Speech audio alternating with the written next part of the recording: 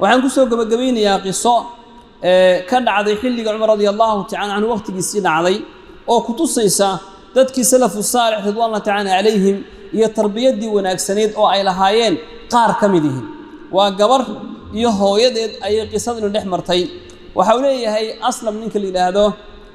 Umar radiyallahu ta'ala anhu ayaan la socday hameyn oo magaalada Madiina roonda ku sameeyay asagu ayaan la socday Umar radiyallahu ta'ala anhu dabadna intuu daalay ayuu darbi ku tiirsaday hameyn siqdhixa ayay markaa ahayd mise waxa uu maqlay islaan la hadlaysa gabadheeda oo ku leh yaa bintaa quumi ila dalika laban famdhuqihi bil ma gabar yahay caanahaas inta u kacdo biyo ku barax yeetir caanaha biyo ku dar yeetir gabadhii reed waxay tiri yaa umma aw ma calimta ma kana min azmati amir almu'minin al-yawm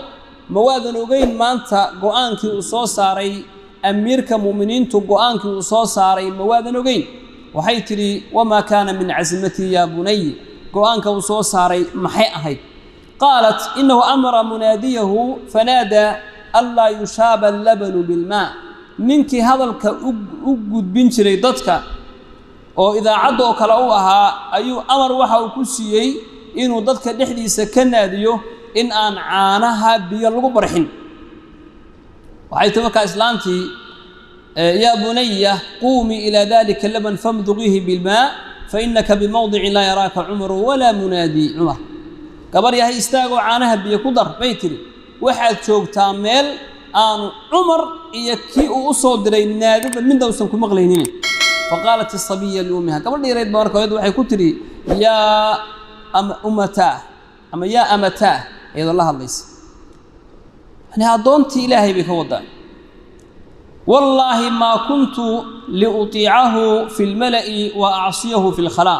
hati ilaahay baan ku dhaartay ma ihi mid umar adeecda marka uu arkayo marka ay meel cidla joogto khilaafaysana ma ihi ay tiri sida ayada waxa kale oo la wariyaa inay tiri haduu umarna arkaynin rabbigi umar abuuray ayaan arkaya marka walaalayaal khiyaanadu meelo badan bay dadka uga soo dustaa noocyo fara badanna waa ay leedahay ruuxa muslimkaana waa ruuxa ka nadiif ah wax khiyaano ah ka nadiif weeyaan